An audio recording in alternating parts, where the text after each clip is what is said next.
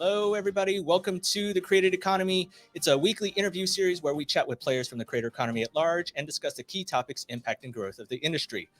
I'm one of your hosts, Ken Yeung, and I'm joined by my good friend, Gregarious Narain. Hello, Greg. How's it going? Nice to see you again. Oh, crap. This is a video show? You can find new episodes of our show on Wednesdays, both on YouTube and wherever you listen to podcasts. That's right. We are available anywhere you listen to podcasts. That includes, and for Greg's purposes, Stop Amazon, bad tools. Anchor, Spotify, Google, Apple, and CastBox, and probably others. Check out our website at createdeconomy.com for more information, including recaps and a list of upcoming and future guests. And speaking of guests, drop us a line if you're interested in being on an episode of The Created Economy. You can go to createdeconomy.com/guest list. And if you like the show, please be sure to give it a like and subscribe. Follow us everywhere on social media. We're Created Economy on Twitter, LinkedIn, Flipboard, and Twitch. Now that we have the housekeeping out of the way, let's dive into today's show. How are you, Greg?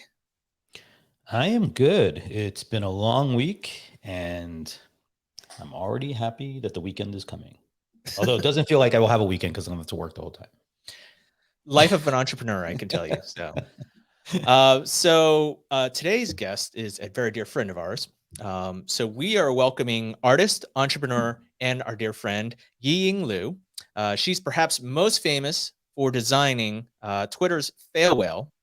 That was probably back in the early 2000s when Twitter would always have that 404 break. Do they still use the fail whale? I think they do, yeah. But it doesn't break. It's the platform itself is pretty stable. Much. Yeah, so it doesn't fail as much. But it has becomes iconic. Did you know it's been 15 years since she did that? She designed it for Twitter. 15 years. Other work that she's done includes the several emojis that we use, the bubble tea, chopstick, and dumpling emojis. And fun fact, she was one of the last interviews I did as a reporter for VentureBeat, where she told me, and this is kind of very clairvoyant of her, that companies should be viewing art as currency. And so years later, we have NFTs.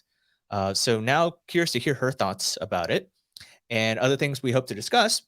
General insights about the creator economy at large, experience of being part of LinkedIn's Inaugural Creator Accelerator class, what she's doing in Web3, her upcoming book, and how is she helping people realize their true self? You know, how to bring light to storytellers in a visual format. So everyone, please welcome to the show our friend Yiying Liu.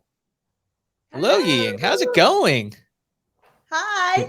I'm so happy to be here. It's great to be wonderful with you. To have you. Yes. So, Yiying, how are you? How are you enjoying your summer so far? I've been just reading. That's why I don't really have a tan yet. And also San Francisco, it's not really a true summer. You're not going to get a tan until November. So why don't we dive into, kind of getting to know you and what have you been doing? So we've kind of touched on, your background as an artist and your history. You did the fail whale, like 15 years of the fail whale. Did you ever think that fail whale would become so iconic? It's all written in the stars. Actually, I gotta be honest with you. This was always my most fun story to share. It was not designed for Twitter. It was a personal art piece that I did when I was still a student in university in Australia, in New South Wales, no pun intended. I was studying at the University of Technology, Sydney, and we did an exchange study. I was in London for one semester. And when I went back to my school in my final year, I missed my friends in London and also my high school mates in Shanghai, because that's where I was growing up. And so at the time, Facebook was just come about, and you receive all these Facebook notifications of graduation ceremony and birthday party and, all these different events, and you kind of feel the missing out part. So I created the whale initially. I call it the lifting a dreamer because I couldn't be there in person with the physical event. So I made that art as a sort of way of visual communication that my wish for you is so big and humongous, like this gigantic whale. that in reality it couldn't fly, but I have these help with these little birds carry my biggest wish across the ocean for you. So that was the original genesis of the piece. And then there was this teeny tiny little startup in San Francisco, and Biz Stone graciously licensed the artwork and used it for their overcapacity page, and the rest is history. Now, just curious, how did Biz find your piece originally, I guess, right? To even think or know to license it? Yeah, I think it's just destiny. He browsed through the internet, and then he went to this website. I think it's later on being acquired by Getty Images. At the time, it was called iStock Photo, and he licensed the artwork, and that was it. That was that was as simple as click. I think that was. This internet thing is going to be huge. You know, it's going to be great for discovery. Apparently, just mark my words, that'll be huge. We need to. And the crazy thing is, the color was almost Twitter's colors too, right? Like it was almost the same palette. Like it was totally like a random alignment. It seems, right? Well, like Ken just said, I'm clairvoyant, so I'll take it. Well, I'm looking forward to seeing the fail Ken. Stop giving her ideas. If she starts putting something together, if she sends me an email, do you have one called dropping a dreamer? Wow. Wow. So I know we're supposed to have fun on the show, but damn, that's savage. Oh my yeah, the problem when you know it when everyone's friends is it goes in these weird ways. So I have a question, I guess, related. So what this kind of thing is it's sometimes a rarity, right, for it to happen to someone, for a piece to become so iconic in an ecosystem. And this was some time ago. You obviously still have continued to work and grow and develop new projects, right? Like in the space.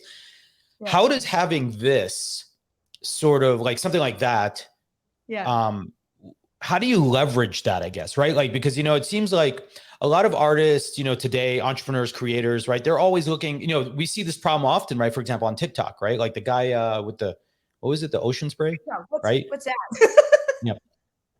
But, like some people become like overnight famous now, right? Like in the creator economy, especially with TikTok, right?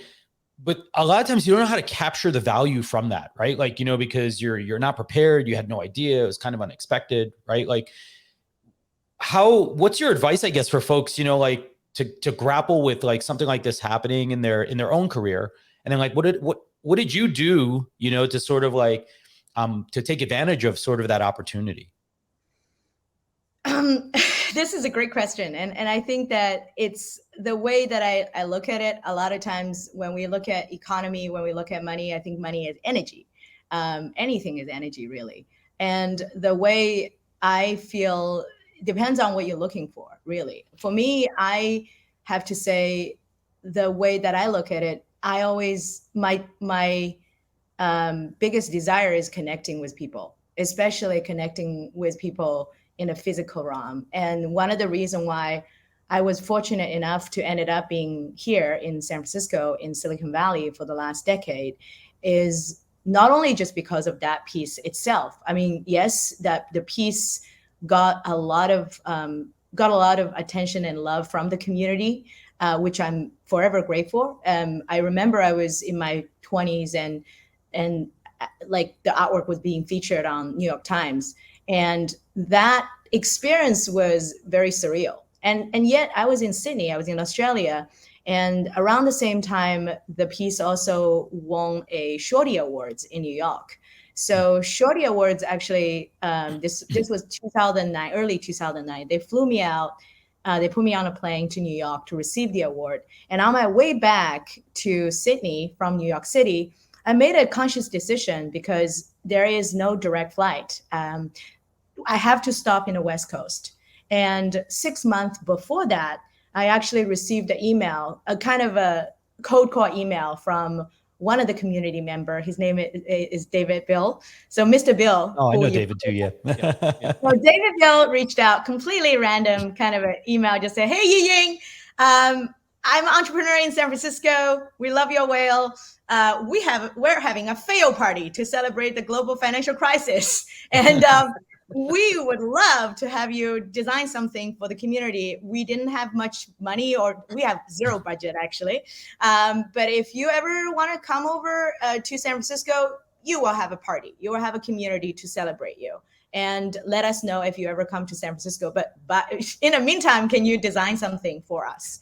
And I just took it as a yes, because I thought I just graduated from university. I have the skill, I have the time, and I'm very interested in getting to know people through my art.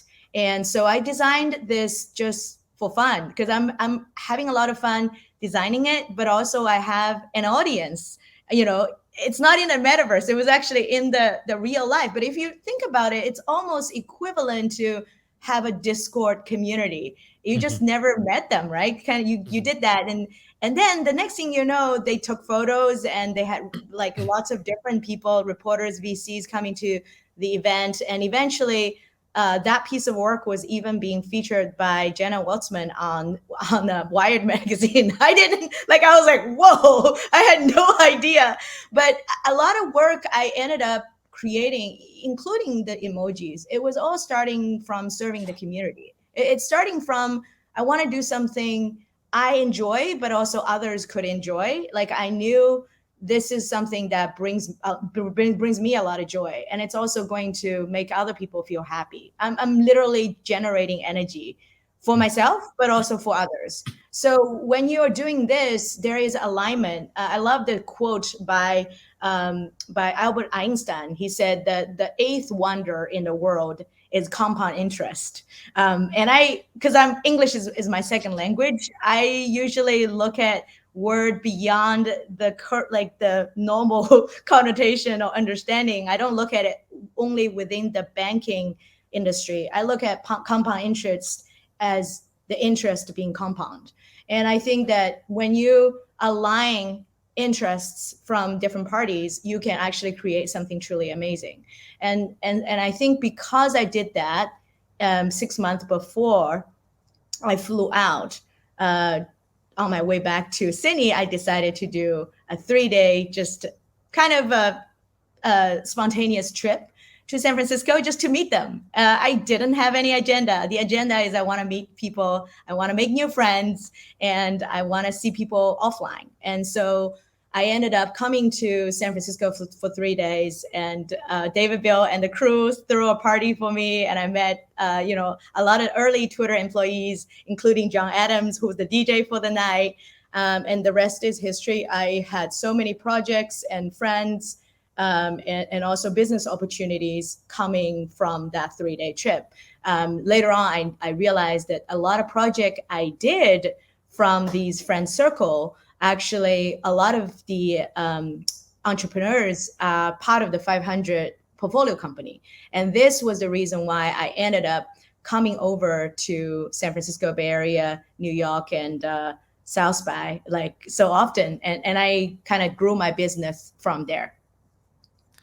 So one of the things that when you started, you worked for IDEO in Shanghai. You were called the entrepreneur in residence. So it's entrepreneur, but with art in the beginning of it. So what is that? What is that? What title is that? How do you, and is that something that you still describe yourself as? Yeah. I mean, that's such a fun experience. I'll tell you the story. The IDEO experience was also another really kind of serendipitous opportunity, but it's also very sort of fluid.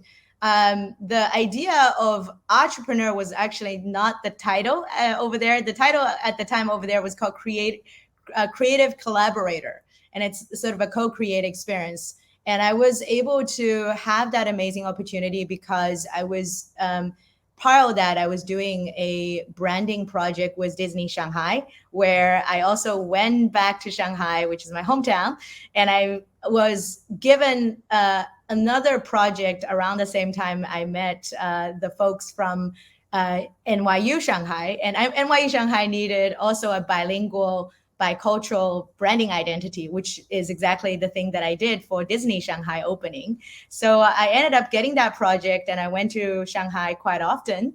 And I was giving a talk about cross-culture design at NYU Shanghai, and I was inviting some of my IDEO friends to come and take a look. And they saw the talk and they said, hey, can you present it in IDEO Shanghai? Our office is actually not far away. So I ended up going there to give a talk about cross-culture design. And it just so happened their managing directors of Great China and Asia happened to be there. And they said, hey, we've been thinking of having someone to come to IDEO and do something like this for a long time. And we haven't had anyone who actually speaking both of the languages, because we have a very diverse group here. We have people who speak English, local language, and also international IDOers.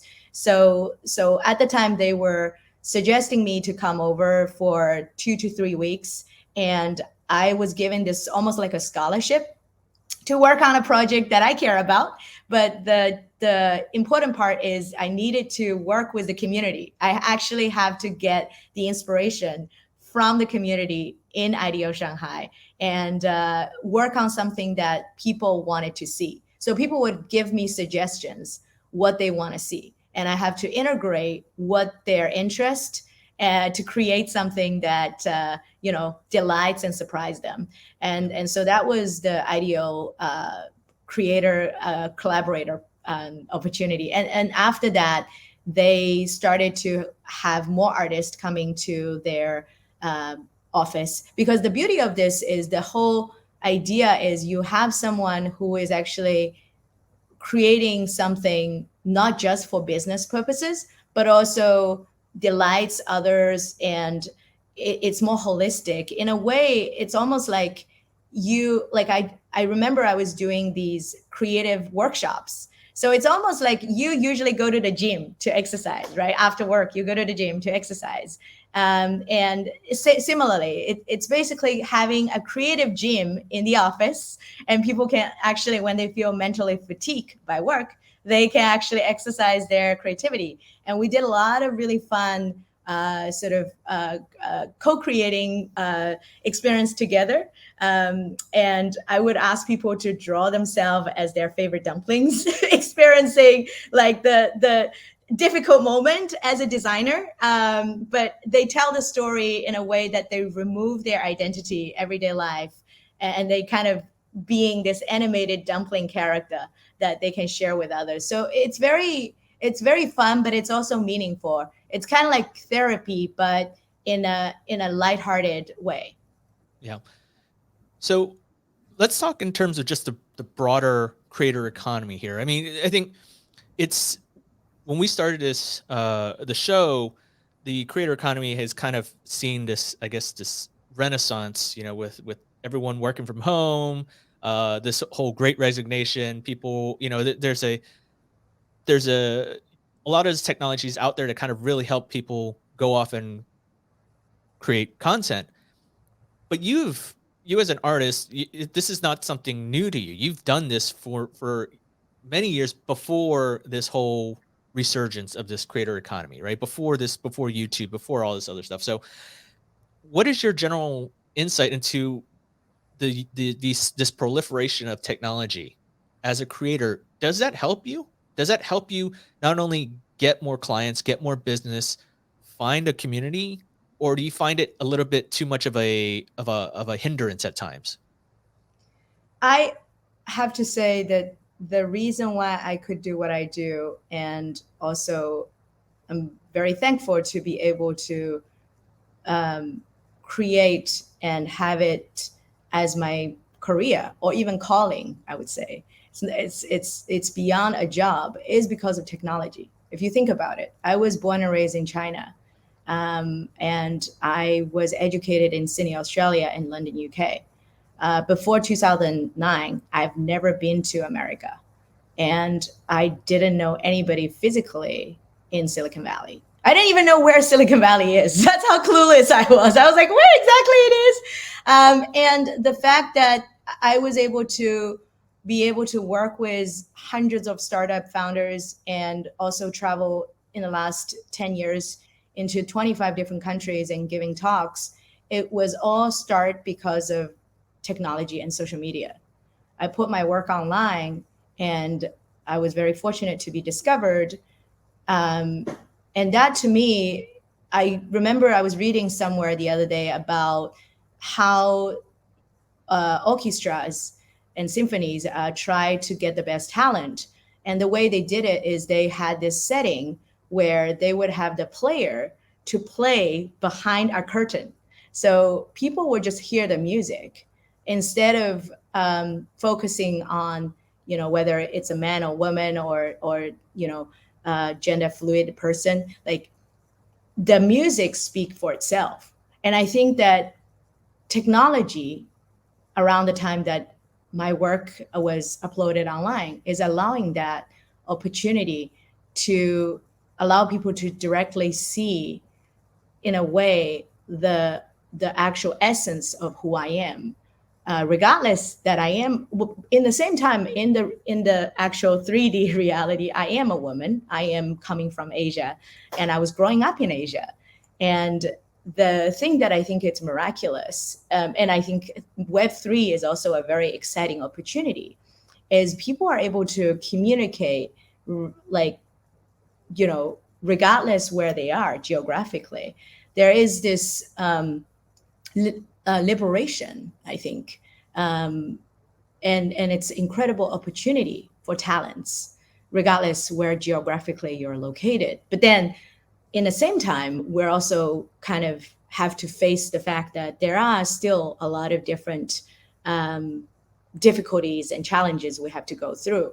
But I do think on a more sort of positive side, technology definitely could allow talents to have a unique experience, which in the past might not be available. And I have to say that like my journey has been a testimony of what technology could provide opportunity, like people like me.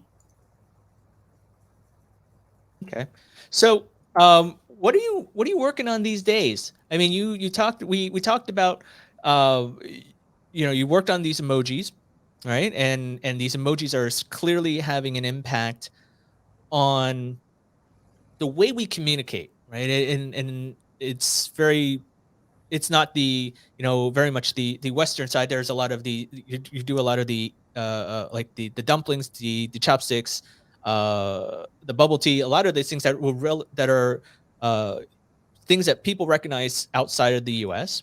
But what other things are you designing these days? Are you creating?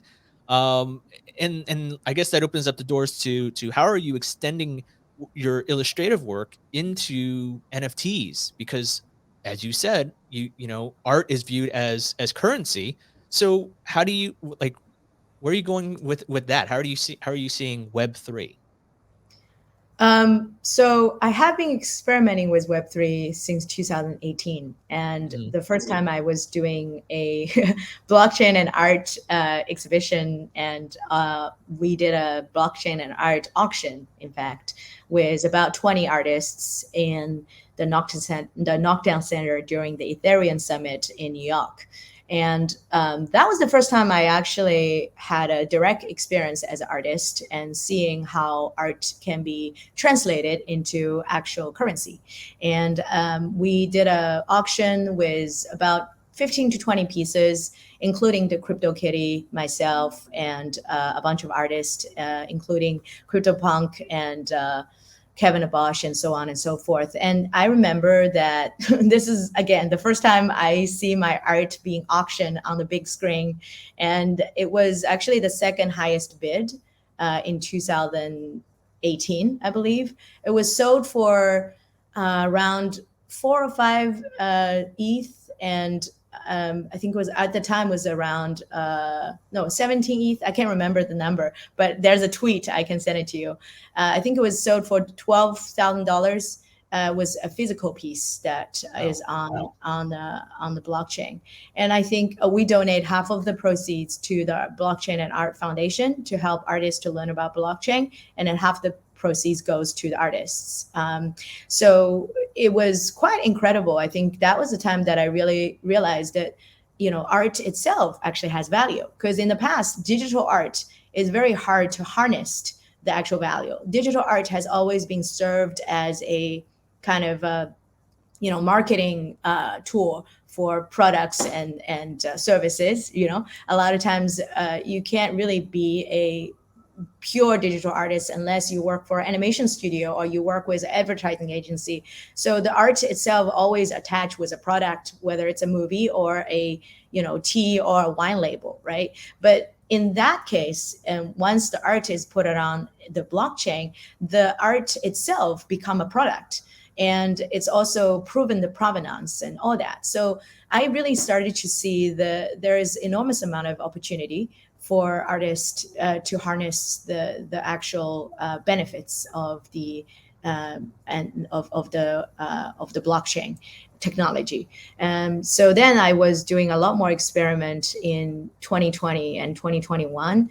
I was doing a few more NFT collections on different platforms, including Makerspace, OpenSea, Nifty Gateway, and so on.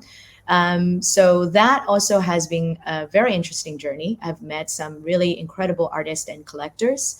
And the other thing that I've been doing alongside, I've been creating artworks to celebrate the diversity of biological diversity. And I think that when I was making enough profit from the art, I will always use the time and energy to do some passion project.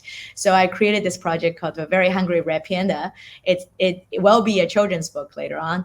And it was this red panda traveling around the world eating different delicious food introduced by different animals, which is also endangered. So you can see a lot of endangered species in the background. So that was my project in partnership with Adobe. So I was also very fortunate to be one of the Adobe global creator, and they gave a funds to the artists to create their passion projects that also serves a purpose for the larger ecosystem. So that was my project. And also early this year, I was, again, very fortunate to be part of the inaugural LinkedIn Creator Accelerator program, where we create content. In my case, I was creating new content on Web3, on creativity and entrepreneurship. And we share the content on LinkedIn through posts, videos, and also art form, in my case, because I love visual communication. So that was also one of the major reasons why I decided to write a book, because I had so much fun doing the writing. And also through sharing my content on social media through LinkedIn, I was able to get real-time feedbacks from the readers, in this case, my audience. And it's such a wonderful, fulfilling experience because the community actually interacting with me in real time. They read my content and they will give me feedbacks. And that gave me a lot more confidence, because I was not a very confident writer at all. I was always intimidated by writing, but I think it's just about expression. And so that also sort of become a very organic process leading me doing this current project, which is writing a book to allow more people to be creative and embrace and nurture their creative self. Yeah, Greg, any questions for Yiying? Yeah, and it's wonderful to hear, and I'm really happy for you that you had so many of these outputs, I guess, to sort of develop your skill set and all the related network that comes with it. But how do you find, I guess, for the creators today, this multifaceted sort of approach is, right? I like the point that, like sort of like some people go into like a very dedicated design field. And I think that's different. That's more of an employment pathway, right? Like if you're going to be an animator, you might do that like for a studio or something like that. Obviously you can still be a consultant, but creators, like in the creator economy, they're more like you, I think, right? They do a breadth of things. How did you find discovering, I guess, these new outlets? And I guess how important do you think having those outlets are, like to be sustainable as like a full-time creator, right? Because you've made it, you figured out how to do it, and you've put together all the pieces. You know, there's a lot of people we know that listen to our show or that are, you know, more than 50% of the 90% of creator economy, I believe, is still like trying to get to full time, right? How can they, do you have any advice for them on like how to sort of start to stack to sort of get like to where you are and achieve your success?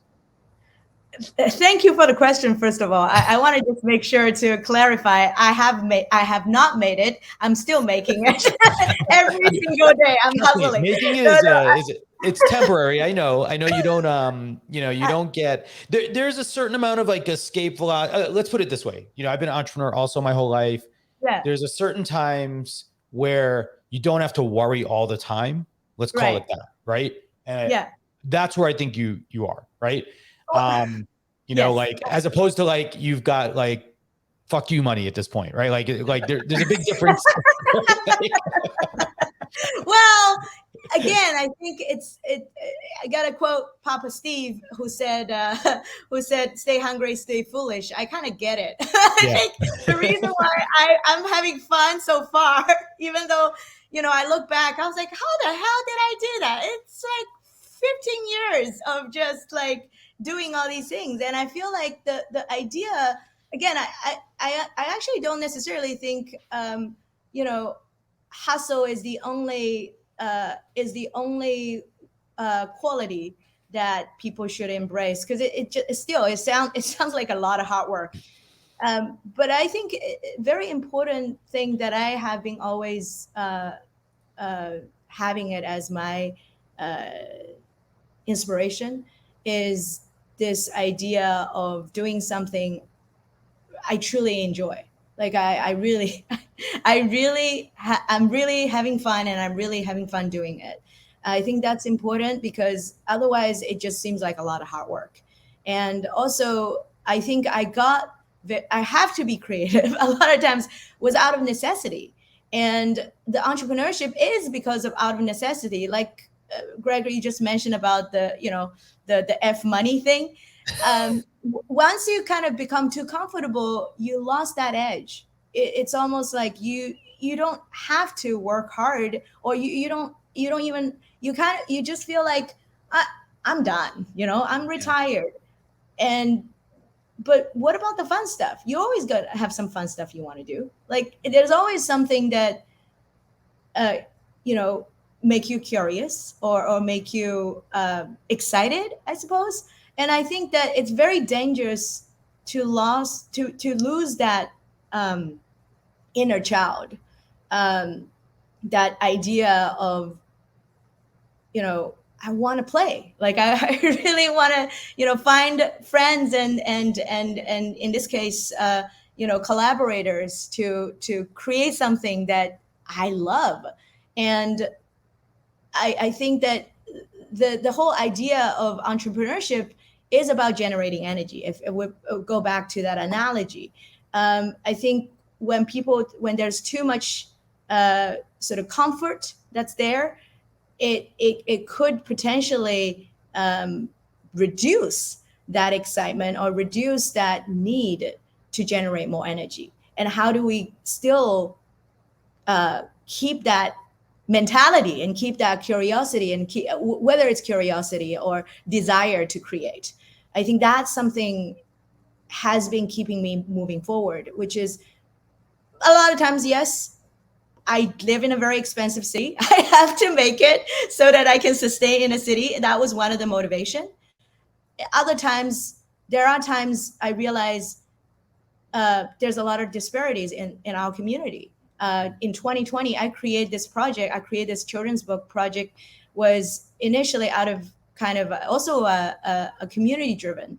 The reason why I created the Red Panda was a bunch of my friends who are Airbnb Asians Act community leaders was doing this Asian night market to help promote the local business, the mom and pop shops that has been increasingly getting smaller because all the tech company come in, provide their employees breakfast, dinner, and lunch, and even afternoon tea. So all these small businesses are going out of business. So these people actually volunteer their time to create this amazing market night, which have 1,000 people attend.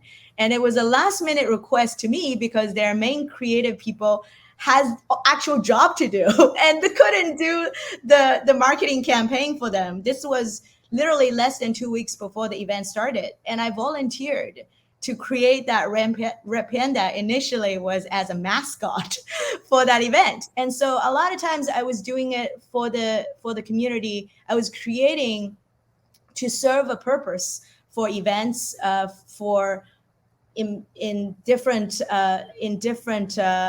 community purposes. And so, I mean, I have to say the thing that can really nurture and cultivate this ongoing entrepreneurship or ongoing creativity is the desire of connecting or desire to create for not only for yourself but for others. How would you say you maintain that edge? You know, you're talking.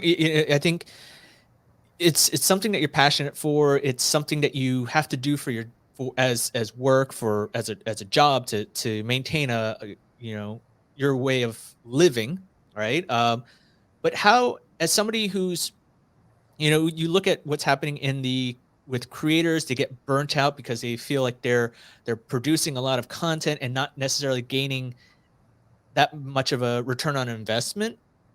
And for somebody that's creative and designs for a living, how do you find that creativity? What is that? How do you maintain that passion, you know, to come up with amazing ideas? Like, for example, you know, you've done so many emojis, you've done, you know, you've done the Red Panda, you've done the fail whale, you're writing this children's book.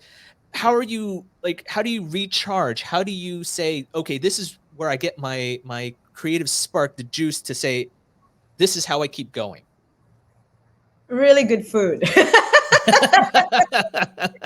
like seriously, good food. You know, Good food was my source of inspiration. Like, I mean, it's very, I mean, pun intended, it's very nurturing and it's very nourishing. But for reals, I think that food is the experience that encapsulate human experience in all senses. You know, it has the visual component, it has the smell component, obviously it has the taste component, and also sometimes the sound component when you bite into, you know, a gyoza, or when you bite into a burrito.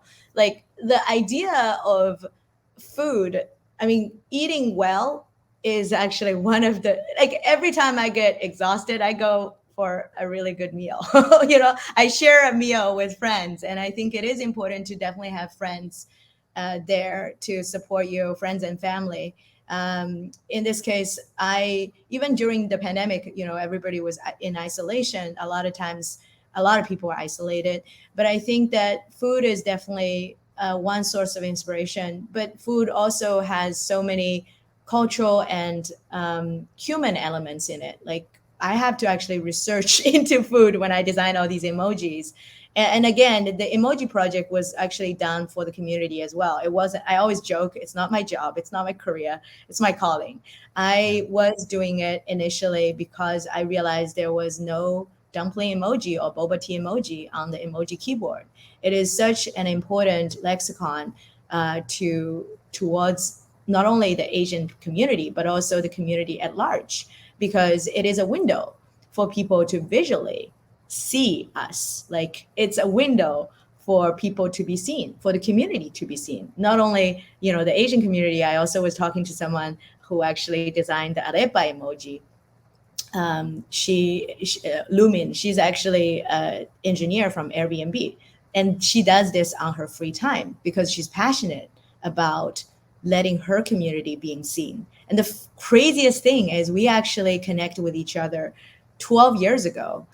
She made a pair of shoes that has the Twitter farewell on it. I mean, my lifting a dreamer whale on it. And I actually tweeted about her work in 2018. This was even before I know her in San Francisco Bay Area. So those friendships and those connections, those human interests colliding, and like often we realize, oh, we're not really alone. Like the fact that she was doing this because that to her is very important. That's her community. That is a little, almost like a very tiny in form, but it's a very deep connection with her root. And to me, it's the same thing. And finding people who actually shared a similar passion from, even though we have different heritage, but that's our commonality.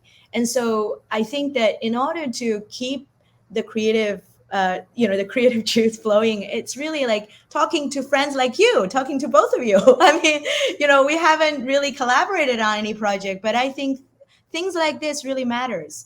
And and those are the things that keeps you going. Yeah.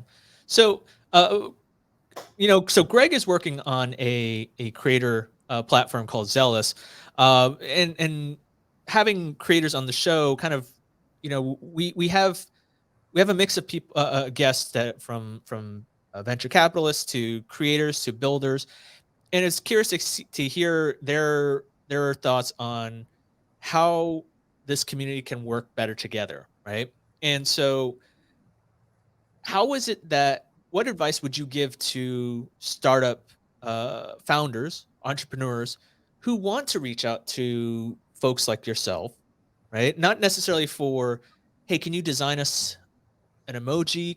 Can you design us X, Y, and Z? But they want you to be on their platform to showcase your work.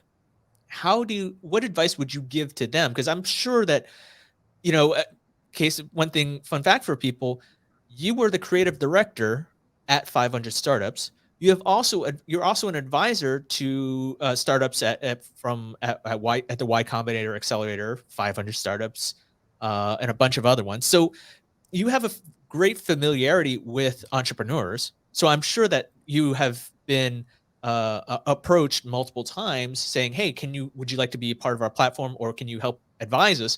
So what advice would you give to entrepreneurs saying, hey, we're doing this in the creator space, or we're doing this in the Web3 space. We want to bring on influencers, creators, builders. How do we do this? What are 3 things you would say to them? Great question. And the number one way for me to kind of see if there's alignment is really the people. It, like, I've had the best experience at 500 and all the other accelerator programs. One of the things that I love the most is get to know people, get to know their interest apart from the business itself. I mean, even the word business is so much more than the actual connotation that we know of. That's why people say it's none of my business, right? That idea of, I think, to me, because I have very vast interests from all kinds of different sectors, and to me is as an entrepreneur, if you're running a company that want to recruit the best talents to get onto your platform, I think as someone who is being approached by different platforms, my number one sort of assessment is, do my value align with the founders or the people behind the platform? Our value aligned? And what about the mission of the company? Sure, as any businesses, you have to generate financial returns, and you have to also do it so that anybody who is in your business circle is going to be happy about it. The investor needs to be happy, the customer needs to be happy, you need to be happy, your employee needs to be happy. But what's bigger than that too is is what you do also serve a much bigger community apart from your term sheets and financial reports. These are important, but money is fungible if you think about it. What I think it was interesting about NFT is so many people are talking about it, but not a lot of people really look into the word token. I had a conversation recently with a friend of mine who was very skeptical of NFT. And he said, oh, I don't think I really like the word token. It doesn't really send out a good vibe. I was like, hang on a minute. Let's look into the definition of token. Because I love language. It's my second language. I kind of dig into it. And the word token is actually coming from the word Taken, which is the Germanic and Dutch sort of origin, Old English. It means to teach. And I suddenly kind of get it. Like that idea of the content that you create, whether it's a startup or it's a piece of art or it's a piece of music or it's a book, it needs to give something that people could learn from. And that is something I think that for any founders or any creators, it's something that, we need to keep in mind, what kind of message we send out to the world. And is the thing that we are doing actually benefit the larger community too? So that's my 2 cents. Gotcha. Greg, any other questions for Yiying? No. Well, maybe one last question. I know just you've alluded to this a number of times, and I think it's an interesting point that you make about the role that community feels. And I feel like a lot of times artists feel like everything has to come from them, right? Yeah. And I appreciate that you've covered. You mentioned it sort of several times, sort of this idea that we develop these things together, right? And that inspiration is often external, right? So yeah. Oh. Uh-oh. That's a long pause. Oh no. Oh, I think there we go. Just went down for a second. there was an extremely long pause. And for those that can't see this, that'll be listening to this podcast, there's Greg's screen has basically frozen. So it was it seemed like it was a well-timed pause, but it was a very long pause. You're back. Okay. Well, I was just saying, I was just going to put a bow on it, I guess, at the end, because I thought I really, really did appreciate that you sort of highlighted, much like entrepreneurship can feel like a solitary journey. I feel like, art and artistry often feels like that as well. And I think it is not need to be, right? And I think part of what I like about Web3 is it actively encourages community and co-developing things with people. If that may ultimately be the best trait of it to me, right? Not the financial part or any of the technology parts. It's just this idea that we can do more things together. Absolutely. And I to echo that, I think it's actually not contradictory, the finance part. Because if you think about it, when we start a company, when we do product MVP, which is a minimal viable product, there needs to be some sort of what we call product market fit, right? When you have a community, you're literally doing community research. A lot of times you have to create a product, whether it's a nonprofit thing or educational thing, as emoji, as simple as emoji. You have to also make sure that this is the community wants. And once the community tells you, okay, we want a boba, there is a common interest. There is a market that's already available. And you create a product that fulfills the market. And this was the reason why that I was doing a lot of my previous project. I suppose I was doing it more intuitively. I wasn't really thinking about the finance term. But the reason why I did a lot of art piece, I get to know Scott Beal because I was doing a lot of Laughing Squid birthday anniversary posters because it's something I love, and I love to celebrating milestones. And I think visual art is such a powerful anchor because how else would you remember your 50-year anniversary of the publication? You see a T-shirt or you see a photo, and that's how you remember it, because time is such a fluid thing. And I think that a lot of times we underestimate the value of art. And a lot of times I think that visual art has an incredible role of facilitating financial transaction. If you think about all the movies about New York City, a lot of people have not even been to New York, but how they learn about New York, they learn about New York by watching movies, seeing postcards, or watching it on TV, and all those things. So I think that how do we harness the importance of creativity and also build something that actually could serve for a long run? It is something I'm deeply interested in. One thing that we talked about off camera before we started the show, you mentioned the phrase, you wanted to put a spotlight on helping people realize their true self or true potential. Can you expound on that a little bit? Like, I felt that was a very interesting concept, and I'm curious to hear more about that and why you think that way. Yeah, thank you for the question. I think true self, true interest, I think I would just sum it up as a true nature. I believe that everybody have their true nature. Everybody have their innate expression of themselves. And in my way of expression, I believe so far is children's books and is art and visual art.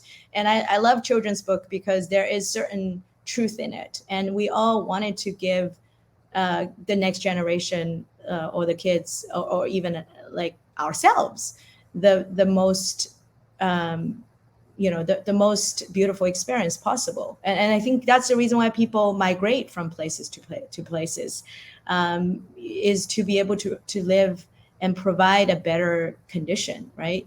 And so one of the things I also think it's important is, I love Simon Sinek's TED Talk, which is asking, start with why. And I think a lot of answers, if you look at some of the classic children's book, it is about helping people to harness these value.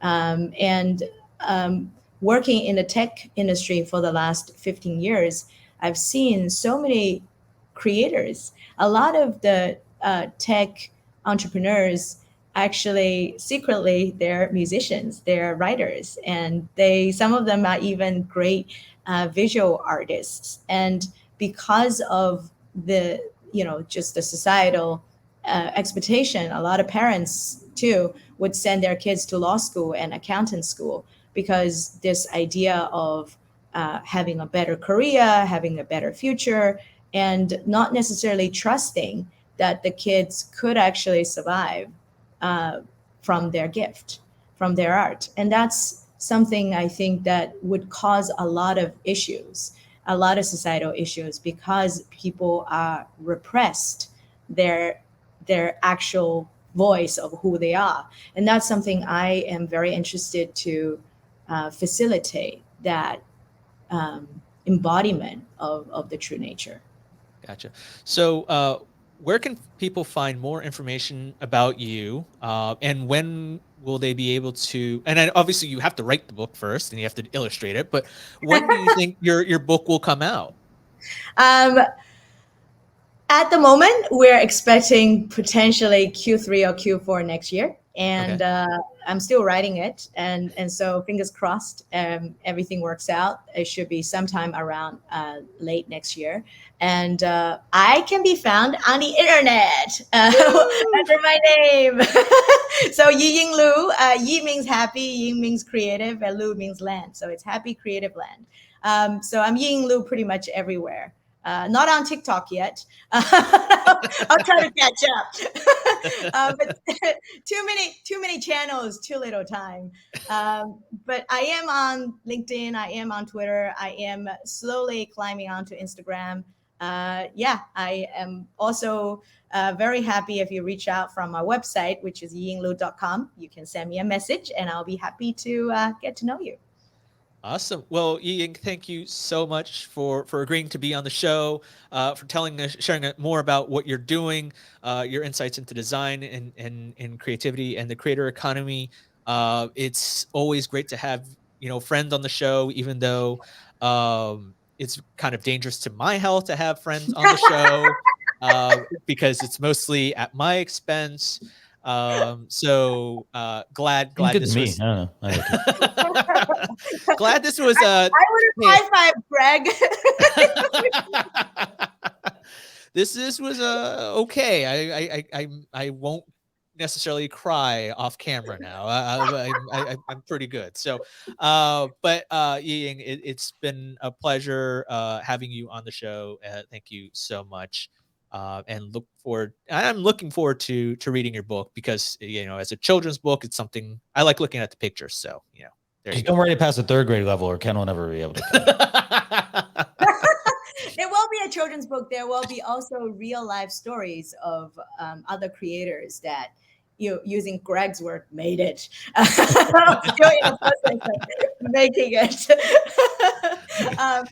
Yeah, thank you so much. This is so much fun, Ken and Greg, and it's great to be with you. And yeah, thank you for doing this. Thank you. Appreciate it. All right.